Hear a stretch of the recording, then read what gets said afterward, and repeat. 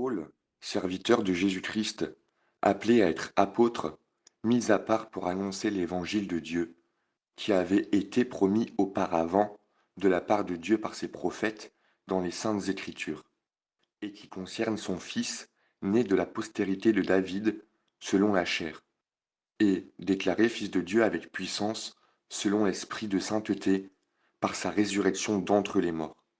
Jésus-Christ, notre Seigneur, par qui nous avons reçu la grâce et l'apostolat pour amener en son nom à l'obéissance de la foi tous les païens, parmi lesquels vous êtes aussi, vous qui avez été appelés par Jésus-Christ.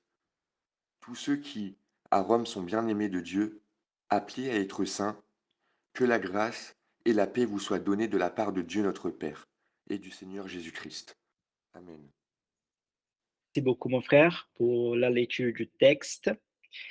Euh, Ce texte est un des textes plus intéressants des Écritures. Pas seulement le texte, mais les livres ou l'épître de Paul aux Romains, parce qu'elle va évoquer beaucoup des aspects théologiques. Et quand je parle théologique, je vais dire par là des grands aspects liés à la compréhension de le personnage Jésus-Christ, qui il était et quels accomplissements il a fait. Et aussi comment en Jésus-Christ nous voyons le accomplissement de toutes les Écritures. Donc, l'apôtre Paul, jusqu'à ce moment, il n'était pas encore allé à Rome. Il voulait avoir des contacts avec les frères et sœurs qui habitaient à Rome. On va dire et on va comprendre en fait par rapport à l'histoire de l'Église que l'Église de Rome c'était des églises mélangées entre des gens qui venaient du judaïsme et qui s'est convertis au christianisme et d'autres en fait qui étaient de païens et qui s'est convertis au judaïsme. Donc c'était une église mélangée. Quand nous pensons à l'Église de Rome, on ne doit pas penser à une église on dirait, homogène dans le sens que c'est une cathédrale que les gens allaient tous ensemble adorer et célébrer Dieu. On doit penser à des églises qui étaient formées par des petits groupes. Donc, des petits groupes qui avaient une connexion, une communion entre eux, mais qui pas nécessairement que tout le monde était dans le même salon, le même endroit, ensemble en train d'adorer et de célébrer Dieu. L'apôtre Paul, il avait pour objectif de continuer sa mission missionnaire, de continuer à parler et à évangéliser au monde entier. Et donc, il voulait avoir un contact avec l'Église de Rome afin de trouver dans cette Église un soutien pour qu'il puisse continuer ses entreprises missionnaires. À cette époque-là, différent de nos jours, il n'avait pas en fait un système bancaire qui permettait en fait des gens de faire des virements. Tu vois, les frères et sœurs à Jérusalem, vous ne dites pas trop, Paul, on don missionnaire, reçoit. Non, si quelqu'un voulait envoyer un don missionnaire à l'apôtre Paul, il devait envoyer un messager qui devait en fait voilà, se déplacer pour aller jusqu'à lui afin de lui pouvoir lui donner en fait ses conditions financières qu'il puisse continuer son ministère. Donc ça fonctionnait un peu comme ça. Donc évidemment, c'était plus évident que les frères et sœurs qui sont plus proches puissent être les soutiens de son ministère. Et c'est ça, d'une certaine façon aussi, qu'il cherchait. Et il cherchait aussi les affermir dans la théologie chrétienne. Raison pour laquelle nous allons voir que l'épître des Romains, c'est une épître qui il y va développer les concepts théologiques d'une manière beaucoup plus dense et beaucoup plus profonde que d'autres épîtres. Parce que d'autres épîtres, l'apôtre Paul peut-être a pu avoir l'aspect d'être là en personne, de pouvoir en fait parler en personne avec les gens qui étaient là.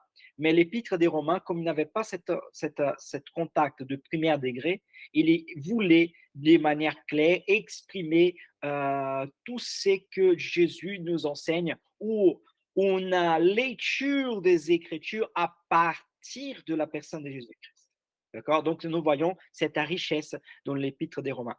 Si nous allons voir, en fait, déjà dans le chapitre 1 des Romains, donc là, je vous partage les textes.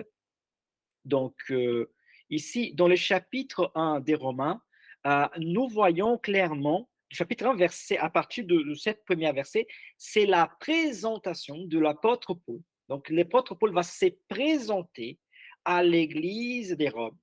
Et on voit que parmi tous les épîtres de l'apôtre Paul, celle-ci, c'est une épître qui il va exprimer, il va parler de l'évangile de Jésus-Christ d'une manière beaucoup plus détaillée, beaucoup plus dense, afin de montrer clairement les accomplissements des Écritures. Récemment, je dis récemment, c'était l'année dernière quand même, hein, mais récemment, quand on était à Droulingen avec une conférence de FPC, il y avait en fait quelqu'un qui a commenté qu'il avait un missionnaire qui a passé, je ne sais pas combien de fois qu'il y a fait des études que sur le chapitre 1 des Romains. Et je pense qu'il sait que sur cette première partie de le chapitre des Romains, et je ne sais pas combien de temps, en fait, il a exposé, en fait, ces premiers chapitres et cette première morceau, on dirait, du livre. Mais pour moi, c'était pas quelque chose d'étonnant quand ils ont dit ça, parce que ces versets-là que nous avons lus, on pourrait, c'est pas ça qu'on va faire, hein, mais on pourrait parler plusieurs fois ou plusieurs séries d'études bibliques même en parlant de ces premiers versets. Parce qu'ici, l'apôtre Paul, il va résumer l'accomplissement de l'œuvre de Christ, en évoquant par exemple que les Écritures tout entier parlaient de la venue du Christ, Christ, autrement dit, les Messies, donc Jésus est les Messies. Les Messies attendus par Israël depuis des années, voilà, c'est Jésus-Christ, c'est Jésus. Voilà, Jésus-Christ, ça veut dire Jésus, les Messies. Qu'il y ait descendants légitimes de David, de la postérité de David, hein, selon la chair. C'est pas spirituel, hein, selon la chair. Regarde le verset 3. Et qui concerne son fils né de la postérité de David, selon la chair. Donc, les apôtres ne croyaient pas qu'il est fils de David selon le spirituel, non, il est selon la chair, parce qu'il y a en fait la descendance de David, les gènes de la postérité de David habité en Jésus-Christ. Et donc, nous voyons ici, voilà, toute la grâce, l'accomplissement de l'œuvre de Dieu. Et que cet évangile qui est annoncé, autrement dit, les bonnes nouvelles, euh, l'accomplissement de l'œuvre de Dieu en Jésus-Christ, c'est ces évangiles que l'apôtre Paul annonce, que les apôtres, que la chrétienté de son époque annonçait et que nous annonçons aujourd'hui à travers les réseaux sociaux, à travers la chaîne YouTube Cosmovision Chrétienne, nous annonçons les mêmes évangiles. Quel est l'évangile que nous annonçons? Qui est l'accomplissement est fait en Jésus-Christ, en Jésus le Messie, et qui maintenant en Jésus-Christ, nous sommes sauvés. Nous sommes sauvés pas parce que nous sommes bons, nous sommes sauvés pas parce que nous sommes parfaits, mais nous sommes sauvés parce que Jésus-Christ a accompli l'œuvre en fait qu'il devait accomplir, et en lui, nous sommes totalement assurés et rassurés. Amen. Donc, c'est ça cette présentation. Et pourquoi je vous parle de cela? Parce que nous devons toujours avoir pleinement conscience que Jésus-Christ est notre Seigneur, est notre Sauveur, qu'il y est les Messies. Des fois, nous parlons de Jésus comme les Christ, mais on s'éloigne du sens que Christ veut dire Messie, veut dire l'accomplissement, veut dire l'œuvre de Dieu, la fidélité de Dieu.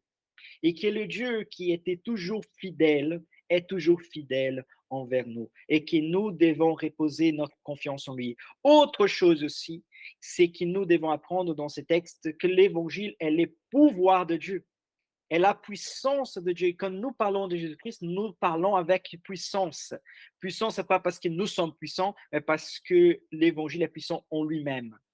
Et que quand nous parlons de l'évangile, ne parlons pas d'une fabule ou d'une histoire pour les enfants, nous parlons de quelque chose qui est vrai, qui est concrète, qui est réel. Plus réel que la chaise que je peux toucher, que les pupitres que je peux toucher. Plus réel que celui qui vous parle. L'évangile de Jésus-Christ est l'accomplissement et l'œuvre de Dieu pour nous. Amen. Donc, je vais faire la prière pour conclure ce moment. Seigneur éternel, merci pour ta parole, merci pour ton évangile.